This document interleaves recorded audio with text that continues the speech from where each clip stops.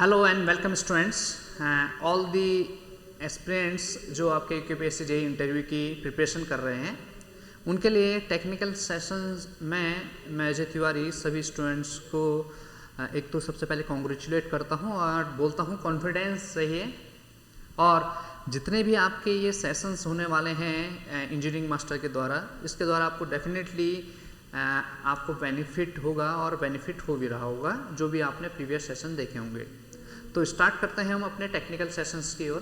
तो technical session में सबसे पहले आपको लेटर्स अगर बहुत सारे स्टूडेंट्स को पूछ सकता है क्वेश्चन कि what are your favourite subjects. सबसे पहले तो आपको सब्जेक्ट पूछेगा कि क्या क्या सब्जेक्ट आपके हैं first semester, second semester, third, fourth, fifth and six. तो आपको वो बाय हार्ट वो सब्जेक्ट्स क्या होने चाहिए, आपको पता होने चाहिए कि कौन कौन से सब्जेक्ट्स हैं वो बिल्कुल आपके फर्स्ट सेमेस्टर से लेकर सिक्स सेमेस्टर तक। साथ ही आपको अपने प्रोजेक्ट्स के बारे में भी पता होना चाहिए कि फाइनल ईयर में आपने जो प्रोजेक्ट किया था वो प्रोजेक्ट का टॉपिक क्या था और उसके बारे में थोड़ा बहुत नॉलेज रहनी चाहिए। ठीक है, अब बात करते हैं लेटर्स। अगर कुछ स्टूडेंट्स चाह रहे हैं कि लेटर्स अपना फेवरेट सब्जेक्ट है उनका स्ट्रेंथ ऑफ मटेरियल, ठीक है, और ऐसा नहीं है कि फेवरेट और स्ट्रेंथ ऑफ मटेरियल से आपका क्या भी पूछ सकता है, आपका क्वेश्चन भी पूछ सकता है। तो हमारा जो आज का जो टेक्निकल सेशन में जो सब्जेक्ट है वो है आपका सोम, यानी कि सोम स्टैंड्स फॉर, सबको पता है क्या बोलते हैं इसको, स्ट्रेंथ ऑफ मटेरियल यानी कि पदार्थों का सामर्थ्य। तो हम इस सब्जेक्ट को डील करने वाले हैं totally on the basis of interview session कि इंटरव्यू में स्ट्रेंथ ऑफ मटेरियल से क्या सब्जेक्ट क्वेश्चन पूछ सकता है। तो सबसे पहला क्वेश्चन नंबर फर्स्ट आपको पूछ सकता है इंटरव्यू का, what is strength of material, क्या है स्ट्रेंथ ऑफ मटेरियल को परिभाषित करें। तो आप क्या बोलेंगे, that is question first, what is strength of material, what is strength of material.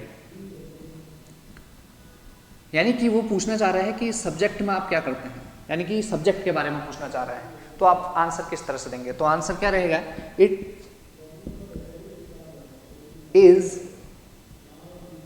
The branch of engineering, branch of engineering which study about the internal resistance of a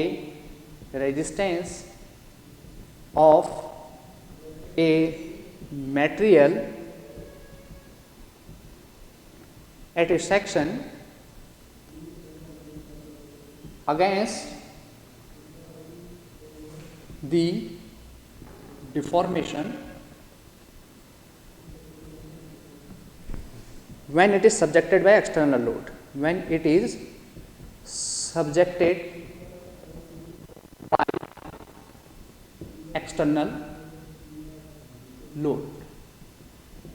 यानी कि ये आपका एक कंसाइज आंसर हो सकता है, आप अपने हिसाब से आंसर बना सकते हैं, बट ये आंसर हम आपको बता रहे हैं कि क्या है, it is the branch of engineering, या आप बोल सकते हैं स्टडी जो कि आपका विच क्या स्टडी करता है, जो about the internal resistance of a material at a section against the deformation when it is subjected by external load, that subject is known as strength of material. Okay, फिर next question आपका पूछ सकता है कि ये तो हो गया पहला क्वेश्चन नंबर फर्स्ट। तो सेकंड क्वेश्चन आपका इसमें आता है इंटरव्यू में इंट्रोडक्शन से कि बताइए कि आपका क्वेश्चन नंबर 2 है कि बताइए what is the difference between strength of material and engineering mechanics. क्या डिफरेंस है आपका strength of material and engineering mechanics में, क्या आपको डिफरेंस नजर आ रहा है, what is the difference between SOM and engineering mechanics. आप सब जानते हैं इंजीनियरिंग मैकेनिक्स आपने पढ़ा होगा और साथ ही आपने स्ट्रेंथ ऑफ मटेरियल भी पढ़ा होगा, दोनों सब्जेक्ट्स। तो देखें जो स्ट्रेंथ ऑफ मटेरियल है इसमें एक बेसिक एजम्पशन है, इसका एजम्पशन ये है कि आपका जो हम मटेरियल है या जो भी आपका बॉडी है, जो भी हम मटेरियल बोले हैं या जो बॉडी है, इस बॉडी को हम मानेंगे कि ये कैसी बॉडी है आपकी, डिफॉर्मेबल बॉडी है। कैसी बॉडी है आपकी,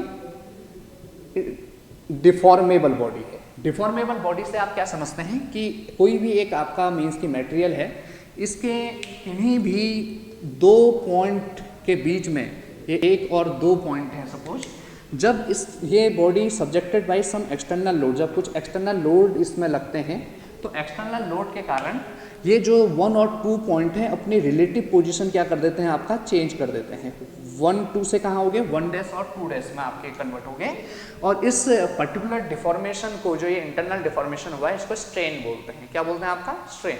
तो इस पर्टिकुलर बॉडी में एक्सटर्नल फोर्सेस के कारण जो इंटरनल रेजिस्टेंस, यानी कि जो इंटरनल फोर्सेस डेवलप हो रहे हैं इस पर्टिकुलर, जब ये इस तरह से 1 2 से 1 डैश 2 डैश में आई, तो इसमें कुछ इंटरनल फोर्स डेवलप हो जाएंगे किसी एक पर्टिकुलर सेक्शन में या किसी एक पर्टिकुलर पॉइंट पे। तो उस चीज़ की स्टडी जिस सब्जेक्ट में की जाती है, that is known as strength of material. जबकि इंजीनियरिंग मैकेनिक्स में बेसिकली क्या होता है, किस बॉडी में स्टडी की जाती है आपकी, रिजिड बॉडी में। किस में स्टडी की जाती है आपकी, रिजिड बॉडी। अब बात I what is rigid body. So rigid body ये आपकी बॉडी है। अब इस पर्टिकुलर चीज़ में अगर कोई भी आपके एक्सटर्नल फोर्सेस आए, तो एक्सटर्नल फोर्सेस अगर इसमें आए, तो एक्सटर्नल फोर्स के कारण अगर कोई भी ये 2 पॉइंट हैं, यानी कि 1 और 2 हैं, इस एक्सटर्नल फोर्सेस के कारण इन 1 और 2 पॉइंट के रिलेटिव पोजीशन में कोई भी चेंज नहीं आएगा, ऐसा हम एजम्पशन लेते हैं। ऐसी बॉडी को रिजिड बॉडी, यानी कि अगर इसमें इंटरनल डिफॉर्मेशन नहीं स्टडी कर रहे हैं तो इंटरनल फोर्स भी डेवलप नहीं होगा।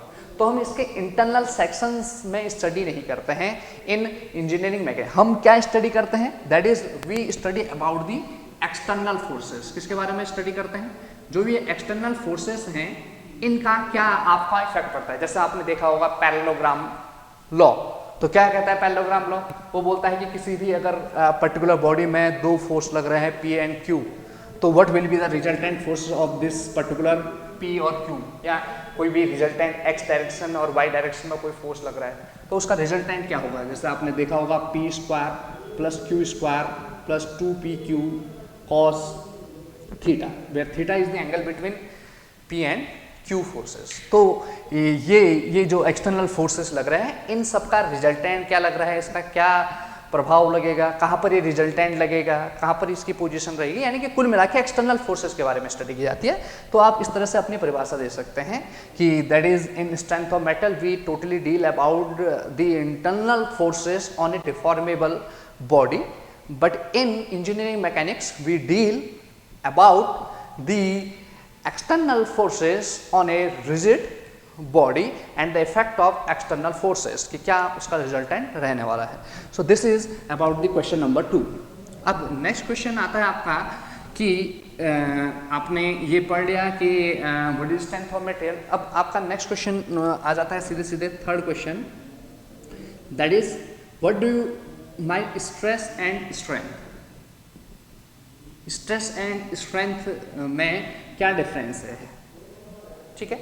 स्ट्रेस किसे बोलेंगे और स्ट्रेंथ किसे बोलेंगे, ठीक है ना। तो देखें, जो स्ट्रेस होता है, अगर स्ट्रेस को परिभाषित करें, ये क्वेश्चन नंबर 3 भी हो सकता है, व्हाट इज स्ट्रेस पूछ लेगा क्वेश्चन है व्हाट इज स्ट्रेस, स्ट्रेस को डिफाइन करो। सो स्ट्रेस क्या है, आप बिल्कुल एग्जैक्ट डेफिनेशन देंगे, it is the internal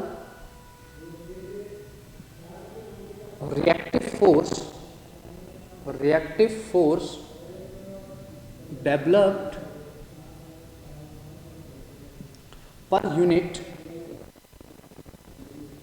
area at a plane against the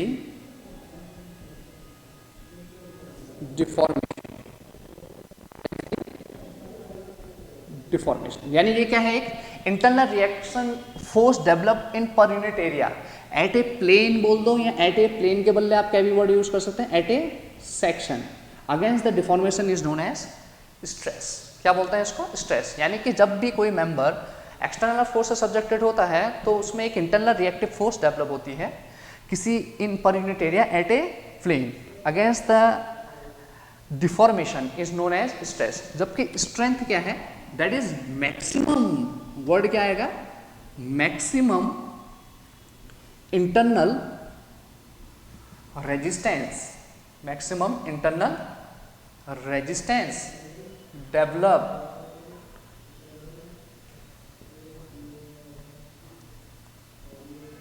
at a section before failure is known as strength. यानी कि जो स्ट्रेंथ है ये मटेरियल की इनहेरेंट प्रॉपर्टी है। कैसी प्रॉपर्टी है? Inherent property.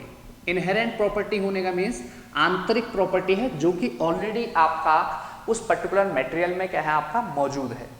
जबकि स्ट्रेस जो है वो एक्सटर्नल लोड के कारण डेवलप हो रहा है।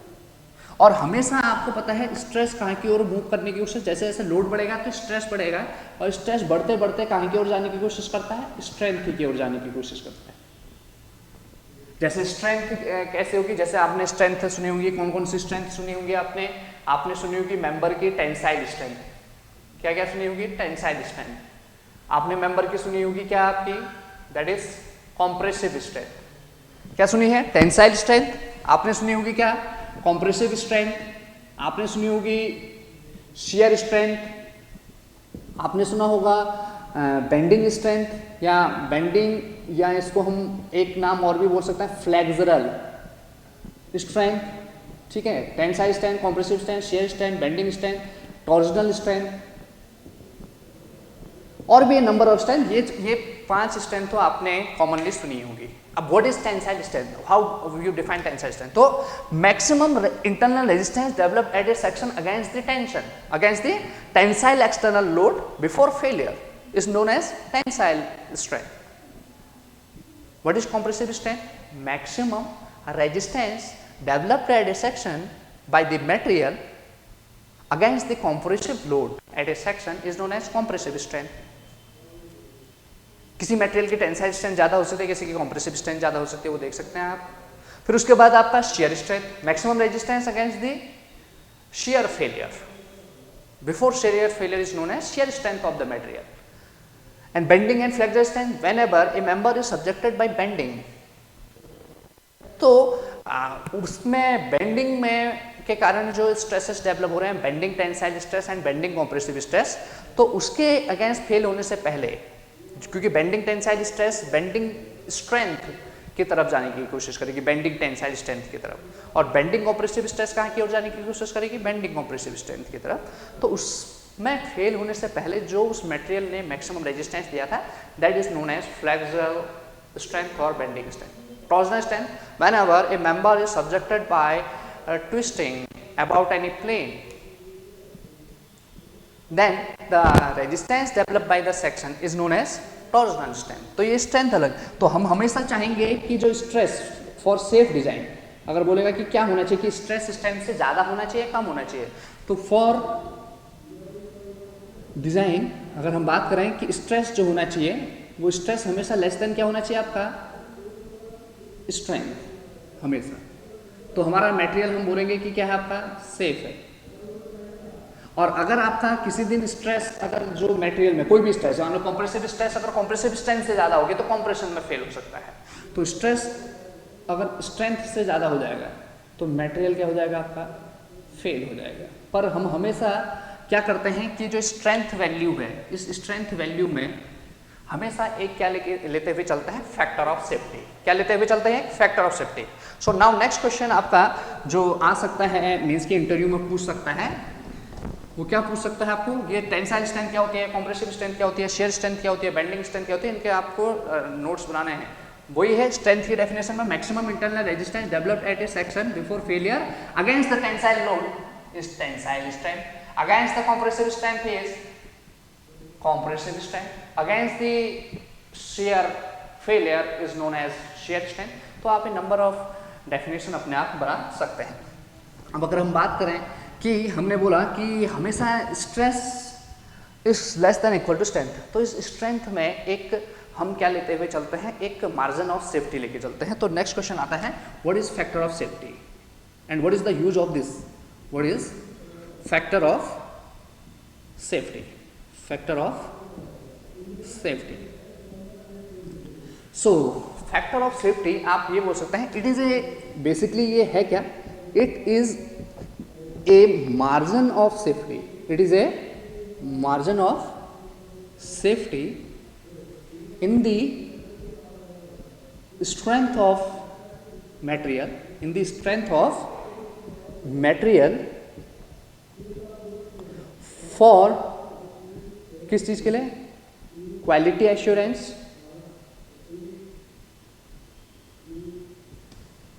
Design consideration,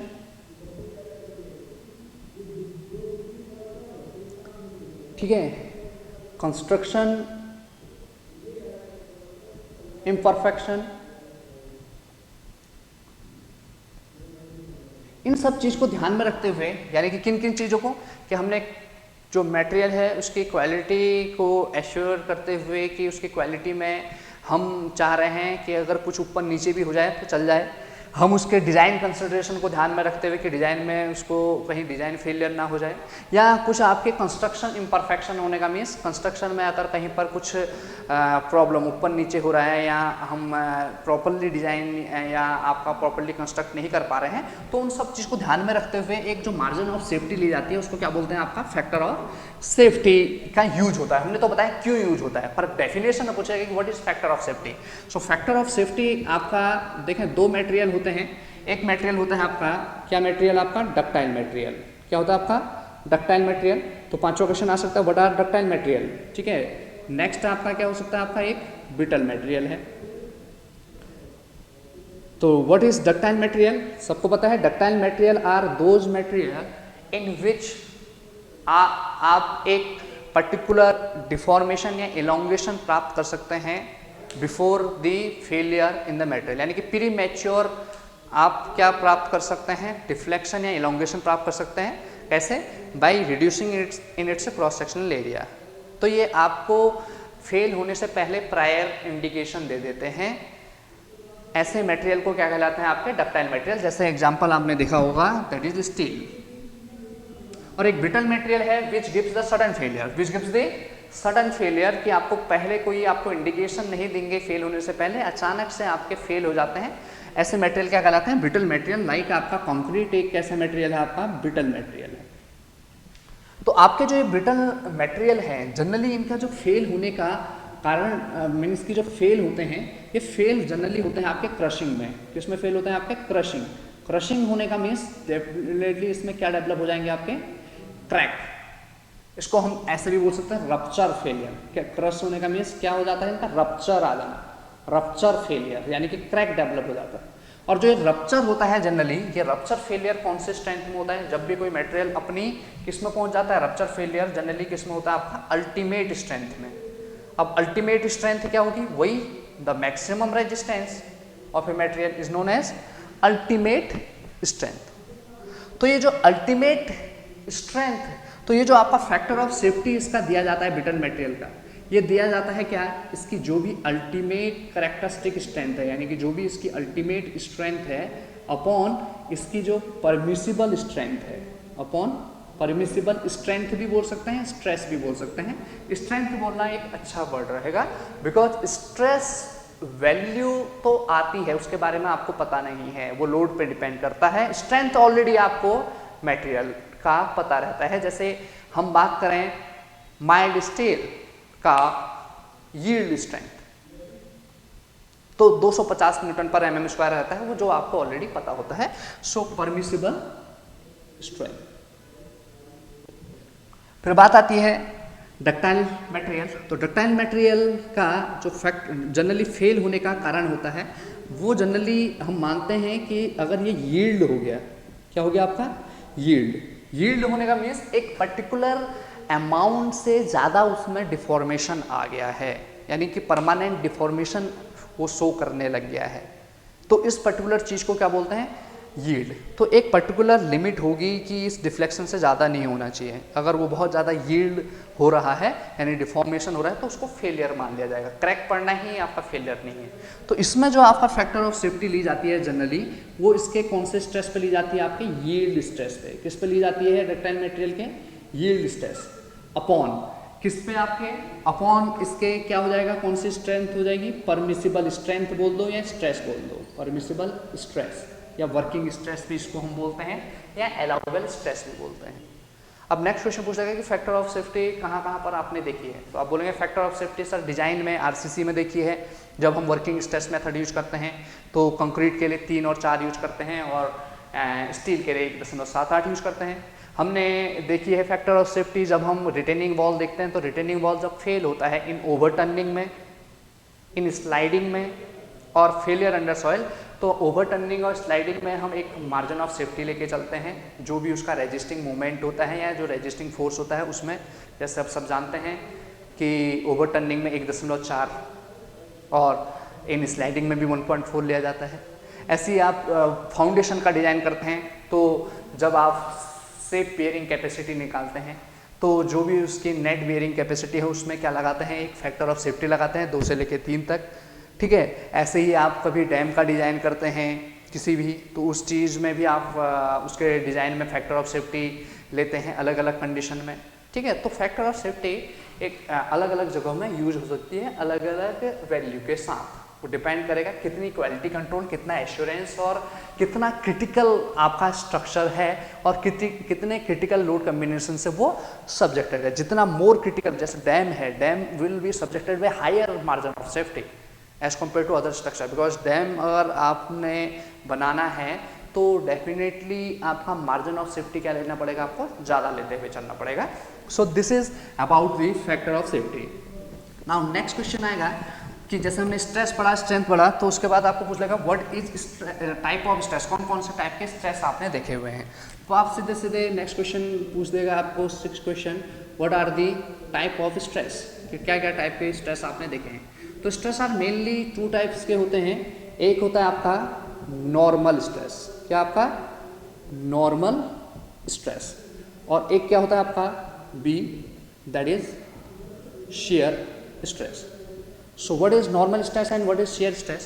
Normal stress means if the internal force जो डेवलप हो रहा है किसी एक पर्टिकुलर प्लेन में, वो उस प्लेन के क्या हो, परपेंडिकुलर हो, तो वो जो परपेंडिकुलर इंटरनल फोर्स डेवलप हो रहा है इन per unit area on that plane is known as normal stress. जबकि एक्सटर्नल फोर्स के कारण जो इंटरनल रिएक्टिव फोर्स डेवलप हो रहा है वो प्लेन के पैरेलल या टेंजेंशियल समानांतर डेवलप हो रहा है, तो उस टाइम पे जो स्ट्रेस होगा that is known as shear stress. उसे क्या बोला जाएगा, आपका शेयर स्ट्रेस बोला जाएगा। एंड नॉर्मल स्ट्रेस आपको पता है कौन कौन से टाइप के होते हैं। एक आपने सुना होगा डायरेक्ट स्ट्रेस, एक आपने सुना होगा दैट इज बेंडिंग स्ट्रेस, और एक होता है आपका बियरिंग स्ट्रेस। तो क्या परिभाषा दी आपने नॉर्मल स्ट्रेस की, that is normal stress is that stress with when internal reactive force, कौन सा आपका internal reactive force is perpendicular to the plane, then the perpendicular internal reactive force per unit area, internal perpendicular internal or reactive force per unit area is known as normal stress, is known as normal stress। अब यहीं पर ही अगर shear stress की परिभाषा देनी है तो आप क्या बोलेंगे, when internal reactive force is parallel to the plane then the parallel internal reactive force develop is known as shear stress। तो यहाँ पर जो आपका फोर्स डेवलप होने वाला है वो क्या होने वाला है, पैरेलल, और इसको आप क्या बोल सकते हैं, tangential.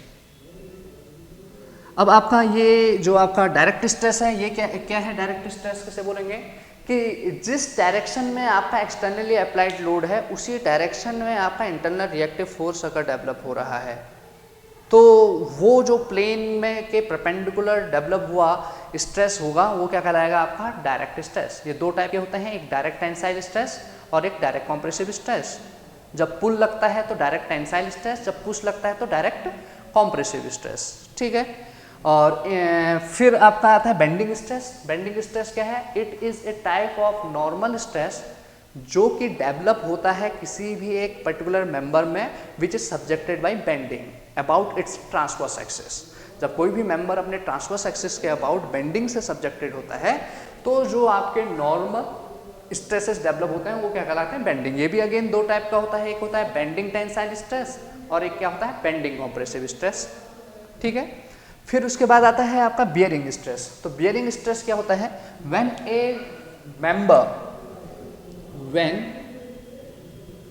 A member induce stress on another member at its contact area that is known as bearing stress. Some example of bearing stress, ये आपको पता है कि लाइक आपका ये एक प्लेट है, एक दूसरी प्लेट है, ये दोनों प्लेट आप देख पा रहे हैं कि किससे जुड़ी हुई है, लैप जॉइंट से. What is lap joint? When a member is overlap over the another member. अब इसको मैंने जोड़ दिया किसके द्वारा? Let us we connect it with help of a bolt और रिवेट.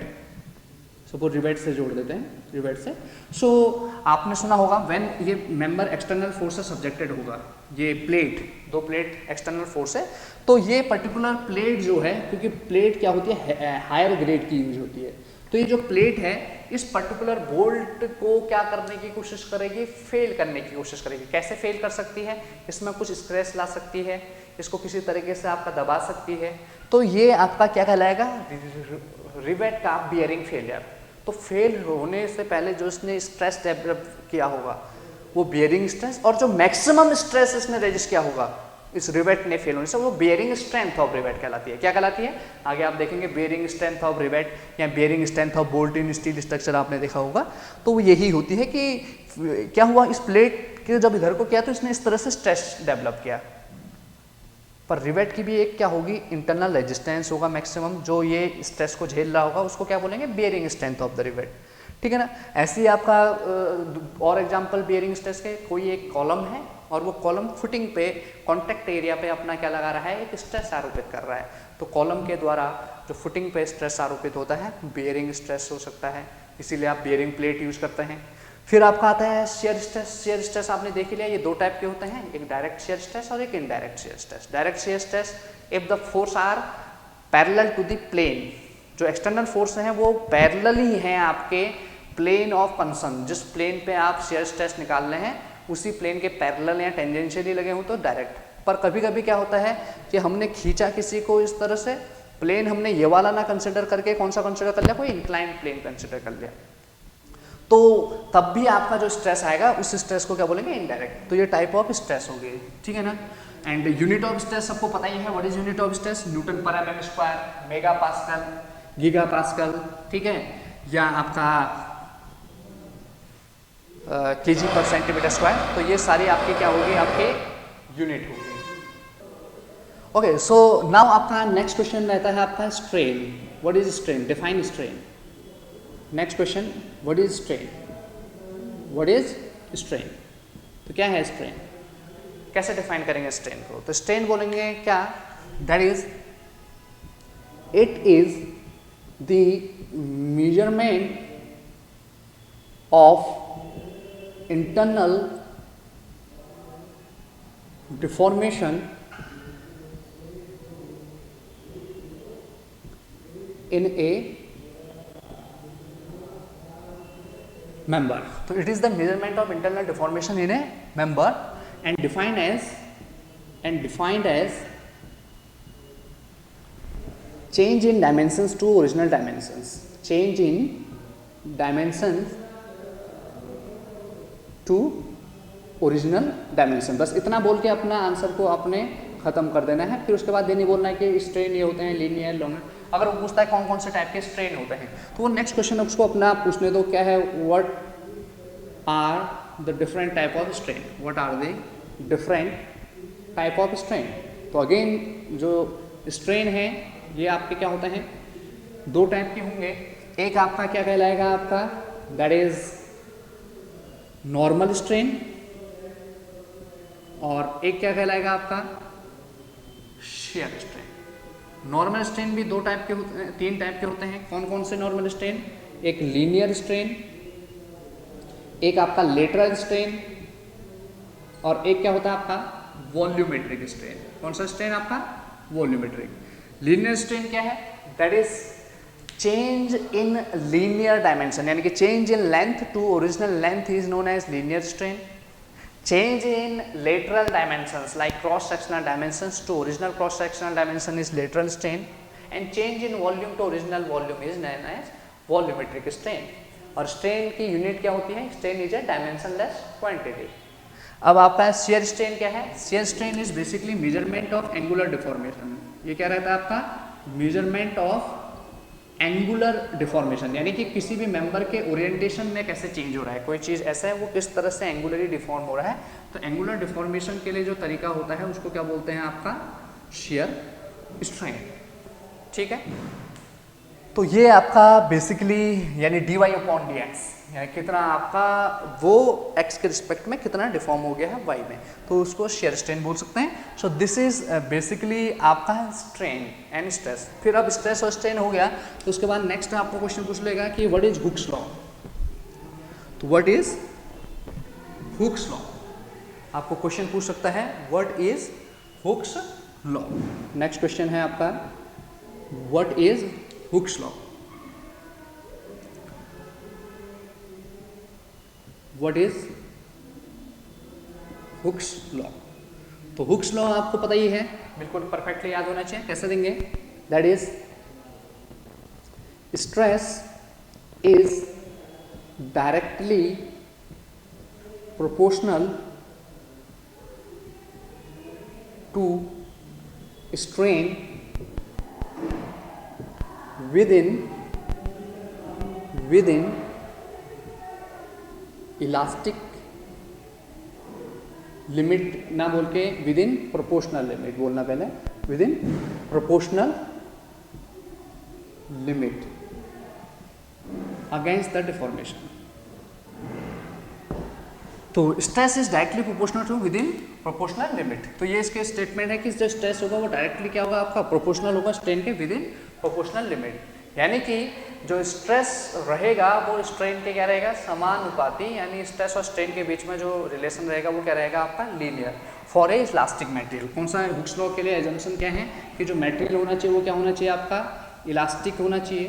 फिर क्या होना चाहिए? आपका होमोजीनियस होना चाहिए। क्या होना चाहिए? आपका होमोजीनियस होना चाहिए। Elastic material means what do you mean by elastic material? Next question अगर पूछ ले व्हाट इज इलास्टिक मटेरियल क्या होता है? वो मटेरियल जब उसमें कोई एक्सटर्नल लोड लगता है तो वो पहले डिफॉर्म होते हैं, टेम्परेरी डिफॉर्मेशन होता है, पर आफ्टर रिमूवल ऑफ लोड वो अपनी ओरिजिनल शेप को अगर रिगेन कर लें तो ऐसे मटेरियल क्या कहलाते हैं? आपके इलास्टिक मटेरियल कहलाते हैं। जबकि प्लास्टिक मटेरियल में क्या होता है? परमानेंट डिफॉर्मेशन होता है कि वो लोड को रिमूव करने के बाद भी कुछ न कुछ डिफॉर्मेशन शो कर ही देते हैं, यानी परमानेंट डिफॉर्मेशन उसमें आ जाता है। ठीक है, फिर उसके बाद आता है homogeneous means which have made of same material, जो एक ही मटेरियल से मिलकर बना होगा उसे क्या बोला जाएगा? आपका होमोजीनियस मटेरियल। फिर आपका नेक्स्ट ये हुक्स लॉ आपको पता ही चल गया। फिर आपको what is modulus of elasticity. तो मॉडुलस ऑफ इलास्टिसिटी क्या है? It is the material property which shows कि आपका जो स्ट्रेस और स्ट्रेन रहेगा वो किस पर्टिकुलर वैल्यू तक क्या रहेगा? आपका लीनियर। तो ये एक किसी मटेरियल की बहुत प्रॉपर्टी है जो बताता है कि जो स्ट्रेस और स्ट्रेन के बीच में रेशियो है वो किस पर्टिकुलर वैल्यू तक आपका क्या रहने वाला है? इलास्टिक। और जितना ज़्यादा इलास्टिसिटी कांस्टेंट रहेगा वो मटेरियल उतना ही ज़्यादा क्या रहने वाला है? आपका इलास्टिक रहने वाला है और उतना ही ज़्यादा उसमें स्ट्रेंथ रहने वाली है। फिर उसके बाद आपका पूछ सकता है draw stress strain curve for mild steel. Draw stress strain curve for mild steel. आपको बोल देगा कि माइल्ड स्टील के लिए ड्रॉ करो, draw stress strain curve for mild steel. Stress strain curve for mild steel. तो माइल्ड स्टील, सबसे पहले what is mild steel? Mild steel एक आपको पता है it is a low carbon steel. ये कैसा स्टील है आपका? It is a low carbon steel which made of iron plus carbon, and इसमें जो परसेंटेज ऑफ कार्बन है, परसेंटेज ऑफ कार्बन लगभग आपका 0. क्या रहता है? आपका 23%। जनरली लो कार्बन स्टील में जो कार्बन रहता है 0.15% से लगभग 0.25% तक या 0.3% तक आपका लो कार्बन स्टील में परसेंटेज ऑफ कार्बन रहता है। ठीक है, परसेंटेज ऑफ कार्बन। ठीक है, और परसेंटेज ऑफ कार्बन का रोल क्या है? परसेंटेज ऑफ कार्बन के कारण स्टील में डक्टिलिटी आती है, पर ज़्यादा इंक्रीज हो जाए तो डक्टिलिटी डिक्रीज होती है, जितना कम रहे उतना अच्छी बात है। जैसे रॉट आयरन है, उसमें percentage of carbon less than 0.1% रहता है, तो वो ज़्यादा डक्टाइल है एज कम्पेयर टू इस माइल्ड स्टील। पर HYSD में 0.55% है, वो मीडियम कार्बन स्टील है, जिसमें कि परसेंटेज ऑफ कार्बन 0.3 से 0.6% तक रहता है, तो उसकी डक्टिलिटी थोड़ा कम है। ठीक है, अब इस माइल्ड स्टील का कोड आपका कौन से कोड से इसमें दिखाया गया है, इसको IS 432 से इसको बताया गया है कि जो इसके स्पेसिफिकेशन है माइल्ड स्टील के वो कौन से IS 432। तो अब इसमें एक टेस्ट होता है डायरेक्ट टेंसाइल टेस्ट। कौन सा टेस्ट होता है आपका? Direct tensile test. और ये जो डायरेक्ट टेंसाइल टेस्ट हम करते हैं ये किसमें करते हैं? आपका UTM। And what is UTM का फुल फॉर्म पूछ लेगा तो UTM का फुल फॉर्म क्या हो जाएगा आपका? Universal testing machine. Universal testing machine, this is the next question, what is the full form of UTM। फिर होता क्या है यूनिवर्सल टेस्टिंग मशीन में? यूनिवर्सल टेस्टिंग मशीन में हम एक स्टील के स्पेसिमेन को क्या रखते हैं, किन्हीं दो गॉज के बीच में रखते हैं और एक पर्टिकुलर गॉज लेंथ में उसमें हम लोड अप्लाई करके डिफॉर्मेशन मेजर करते हैं। तो लोड और डिफॉर्मेशन मेजर किया जाता है और एक आपका क्या पता चलता है, हमें एक पर्टिकुलर ग्राफ पता चलता है जिससे द्वारा हमें उस स्टील के एलोंगेशन, उसके स्ट्रेन की वैल्यू, उसके स्ट्रेस वैल्यू का बारे में पता चलता है और हम एक ग्राफ प्लॉट कर सकते हैं माइल्ड स्टील का। जो ग्राफ आपको पूछा गया है वो ग्राफ आपका y एक्सिस में और x एक्सिस में आपको पता है क्या रहता है। y एक्सिस में क्या रहता है आपका? स्ट्रेस इन न्यूटन पर mm², and in x axis यहाँ क्या रहता है आपका? स्ट्रेन। इन स्ट्रेन की डायमेंशंस है नहीं कुछ। तो ये जो ग्राफ है आप देख पाते होंगे कि जो ग्राफ है कुछ इस तरह से आपका बनता है। तो ये जो ग्राफ है आपको इस तरह से बनाना है। फिर इसमें डिफरेंट पॉइंट होते हैं, ये ओरिजिन होता है, फिर यहाँ पर प्रोपोर्शनल लिमिट रहता है, फिर इलास्टिक लिमिट, फिर अपर यील्ड पॉइंट, फिर लोअर यील्ड पॉइंट, फिर आपका प्लास्टिक लिमिट, फिर या प्लास्टिक पॉइंट भी बोल सकते हैं, and this is ultimate point, ultimate limit, और this is the fracture point. तो ये डिफरेंट पॉइंट, जैसे O है, ओरिजिन से ही क्यों हुआ ग्राफ स्टार्ट? बिकॉज आपको पता है कि हुक्स के लॉ के according stress is directly proportional to strain. अगर स्ट्रेन 0 हो गया तो स्ट्रेस भी क्या हो जाएगा? 0, बिकॉज स्ट्रेस डिपेंड करता है किस पे? स्ट्रेन पे। अगर strain is 0 then stress is also 0। Without strain stress can not be develop. तो स्ट्रेन डेवलप हो रहा होगा, यानी इंटरनल डिफॉर्मेशन होने की कोशिश हो रही होगी, तो उसको रोकने के लिए जो इंटरनल रिएक्टिव फोर्स डेवलप होगा उसको स्ट्रेस बोलते हैं। फिर धीरे धीरे ये O से लेके A तक मटेरियल क्या हो जाता है आपका? लीनियर। ये लीनियर पोर्शन क्या बताता है कि यहाँ तक आपका ग्राफ जो है वो स्ट्रेट इसलिए हो रहा है बिकॉज स्ट्रेन और स्ट्रेस एक डेफिनेट प्रोपोर्शन में बढ़ रहे हैं, जो हुक्स ने बोला था। यहाँ तक हुक्स लॉ वैलिड रहता है। B पॉइंट कहलाता है इलास्टिक लिमिट, यानी कि यह उस लोड या स्ट्रेस की वैल्यू है जहाँ पर तक की बॉडी अपनी ओरिजिनल पोजिशन क्या कर लेती है? आपकी रिगेन कर लेती है। फिर C अपर यील्ड पॉइंट। अपर यील्ड पॉइंट क्या होता है? जैसे अगर आपको पूछे इलास्टिक लिमिट में क्यों अपना ओरिजिनल पोजीशन गेन कर लेता है, देखें इलास्टिक लिमिट का मतलब है वह लोड या वह स्ट्रेस वैल्यू जहां तक कि बॉडी ने अपना ओरिजिनल पोजीशन गेन कर ली। क्योंकि बिकॉज इस पर्टिकुलर लोड और स्ट्रेस वैल्यू तक जो आपका स्टील के मॉलिक्यूलर स्ट्रक्चर है, जो कि कार्बन का से और आयरन से मिलकर बना हुआ है उसका मॉलिक्यूलर स्ट्रक्चर, तो उसमें ब्रेकेज करना पॉसिबल नहीं हो पाता है। इसलिए लोड को रिमूव करने पे वो ओरिजिनल जो उसका मॉलिक्यूलर स्ट्रक्चर है वो रिगेन हो जाता है, वो बॉडी अपनी ओरिजिनल शेप प्राप्त कर लेती है। बट एक पर्टिकुलर लोड और स्ट्रेस वैल्यू आता है जिस पर कि फर्स्ट टाइम उस कार्बन के मॉलिक्यूलर स्ट्रक्चर में आप सेंध मार देते हैं, यानी कि उसको ब्रेक कर देते हैं। तो इस पर्टिकुलर पॉइंट को बोला जाता है upper yield point. Then the lower yield point C dash point, जो कि आपको पता है कि इसके करस्पॉन्डिंग जो आपका स्ट्रेस रहता है, इसके करस्पॉन्डिंग जो स्ट्रेस है उसी को क्या बोला जाता है? Yield stress. तो यील्ड स्ट्रेस आपका माइल्ड स्टील के स्पेसिमेन में एक ऐसा पॉइंट या एक ऐसे स्ट्रेस वैल्यू को दिखाता है जो कि बताता है कि वह एवरेज और स्ट्रेस वैल्यू है जिसमें कि फर्दर कार्बन के जो मॉलिक्यूलर स्ट्रक्चर है उसमें ब्रेकेज करना पॉसिबल हो पाता है। तो ये एवरेज स्ट्रेस वैल्यू है जिस पर फर्दर आपके कार्बन के मॉलिक्यूलर स्ट्रक्चर आपके ब्रेक होते रहते हैं। उसको हम यील्ड स्ट्रेस बोलते हैं ऑफ द माइल्ड स्टील, ठीक है ना। फिर उसके बाद C-3 तक इसमें लोड नहीं बढ़ रहा है पर स्ट्रेन बढ़ता रह रहा है, इस पर्टिकुलर चीज को बोलते हैं आपका प्लास्टिक लिमिट, और इस चीज को प्लास्टिसिटी से शो करते हैं। और ये पर्टिकुलर जो प्लेट्यू है यानी यील्ड प्लेट्यू, ये आपका जनरली किस में दिखता है, आपका माइल्ड स्टील में ही दिखता है, ये रीजन HYSD में नहीं दिखता है। और खासकर यील्ड पॉइंट भी आपको HYSD में नहीं दिखता है, तो उसको क्या बोलते हैं, प्रूफ स्ट्रेस। तो नेक्स्ट क्वेश्चन आ जाएगा व्हाट इज प्रूफ स्ट्रेस, यहाँ पर क्वेश्चन। तो प्रूफ स्ट्रेस क्या होता है, तो प्रूफ स्ट्रेस जनरली एक ऐसा स्ट्रेस है जो कि किसी भी एक स्टील स्पेसिमेन में 0.2% स्ट्रेन के करस्पॉन्डिंग, जो इस लाइन के पैरेलल एक लाइन गई होती है, ऑफसेट लाइन गई होती है, उस स्ट्रेस को हम क्या बोलते हैं, आपका प्रूफ स्ट्रेस, जो कि आपका HYSD के लिए देखा जाता है। फिर उसके बाद आता है अल्टीमेट लिमिट। अल्टीमेट लिमिट क्या है, maximum resistance of a material before failure, ultimate. फिर उसके बाद क्या आ जाता है, फेलियर। फेलियर किसके कारण होता है, शेयर के कारण, ठीक है।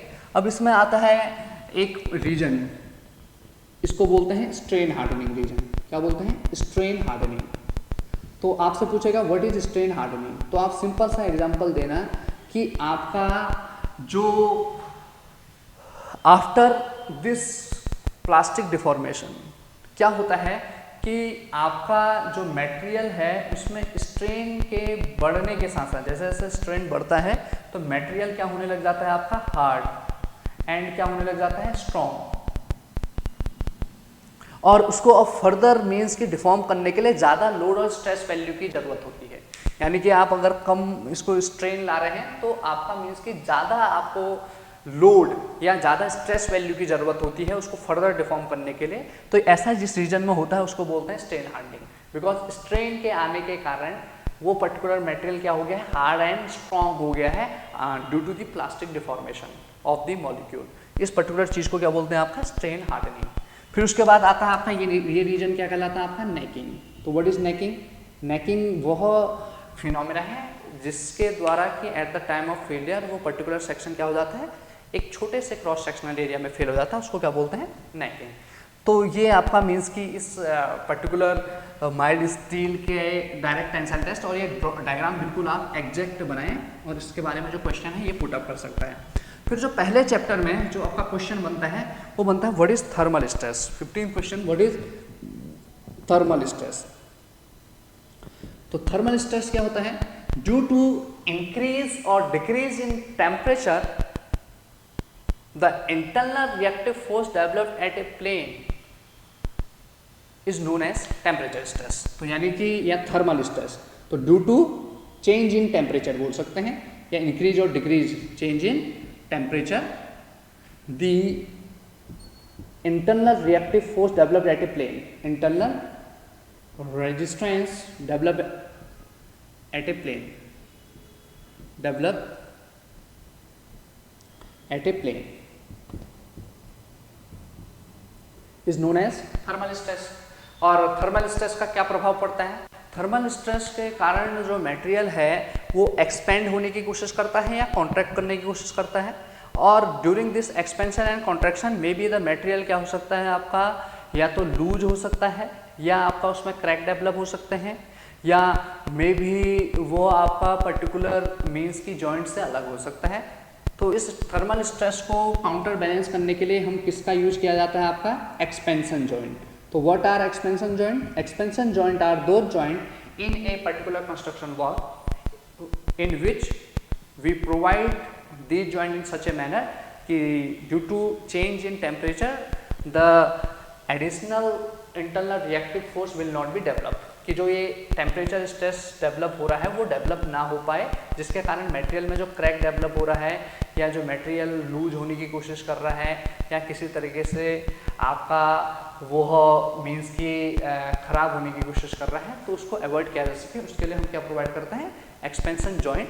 तो एक्सपेंशन जॉइंट कुछ नहीं है, these are gap provided between two material of, किस पे डिपेंड करता है ये, कोफिशिएंट ऑफ थर्मल एक्सपेंशन पे। तो coefficient of thermal expansion alpha जैसे आपको पता है 12 गुणा 10 की घात -6 होता है पर डिग्री सेल्सियस फॉर स्टील। ऐसे ही कंक्रीट की बात करें अल्फा कंक्रीट की, तो अल्फा कंक्रीट का जो रहता है, अगर हम क्वार्टजाइट मटेरियल के साथ, अगर जो हमारा क्वार्टजाइट जो है एग्रीगेट, जो एग्रीगेट है वो क्वार्टजाइट हो, तो क्वार्टजाइट एग्रीगेट के साथ ये भी 12 गुणा 10 की घात -6 पर डिग्री सेल्सियस है, ठीक है ना। इसीलिए आप स्टील के साथ कंक्रीट की, ताकि ये टेम्परेचर थर्मल एक्सपेंशन के कारण ये दोनों अलग ना हो, ठीक है ना। ये आपका रहता है। कहीं कहीं पर रोड्स में या उसमें कहीं पर भी आप कंस्ट्रक्ट करते हैं तो दो पर्टिकुलर सेगमेंट के बीच में गैप छोड़ दिया जाता है। ये गैप छोड़ने का ये क्या है, आपका एक्सपेंशन गैप है। ये क्यों दिया जाता है expansion gap? For the temperature variation, ठीक है। कहीं कहीं पर कुछ आपके जो हीट को इतना जल्दी आपका मीन्स की प्रभावित नहीं होते हैं, लाइक रबर या कुछ ग्लास, इन को भी यूज किया जाता है कंस्ट्रक्शन वर्क में फॉर दिस थर्मल स्ट्रेस को काउंटर बैलेंस करने के लिए, ठीक है ना। तो पहले चैप्टर में आपने देखा कि किस तरह से हमारे ऑब्जेक्टिव्स बन रहे हैं, तो इसी तरीके से हम आगे भी सेशंस में क्वेश्चंस को लेके आते रहेंगे। और आपको कोई भी दिक्कत होती है तो आप गिवन नंबर में कॉल कर सकते हैं, डायरेक्टली मुझसे आप बात कर सकते हैं कि क्या क्या और क्वेश्चन पूछ सकता है पहले उसमें और कैसे मुझे आंसर देना चाहिए। तो अभी हम एक टेक्निकल सेशन में आपको इस तरह से कराएंगे, जैसा कि ये सोम का चल रहा है, ऐसी सॉइल ऐसी आपके। तो सोम में पहले लेक्चर में आपने देखा कि कितना आपने और कैसे जवाब देने हैं और क्या क्या क्वेश्चन मैक्सिमम आपसे पूछ सकता है, ठीक है। आगे हम प्रॉपर्टीज ऑफ उसमें की क्या डक्टिलिटी होती है, क्या बिटरनेस होती है, इनके बारे में आपको बताएंगे। और shear force diagram and bending moment diagram will be a key role in UKPSC JEE interview exam, क्योंकि एसएफडी एंड बीएमडी आपका पूछना ही पूछना है। आपका आप जितने भी इंटरव्यू दे रहे हैं, आपके 3200 स्टूडेंट में से मान के चलें एटलीस्ट 500 स्टूडेंट्स इस क्वेश्चन से पूछा जाएगा SFD and BMD. So thank you students. इस सेशन में आपने स्ट्रेंथ ऑफ मटेरियल के कुछ इंपॉर्टेंट इंटरव्यू बेस्ड क्वेश्चंस देखे। सो थैंक यू एंड पढ़ते रहें और ध्यान से इन क्वेश्चंस के अपने कॉपी में उतार के इनकी प्रैक्टिस भी करें। So thank you students, thank you.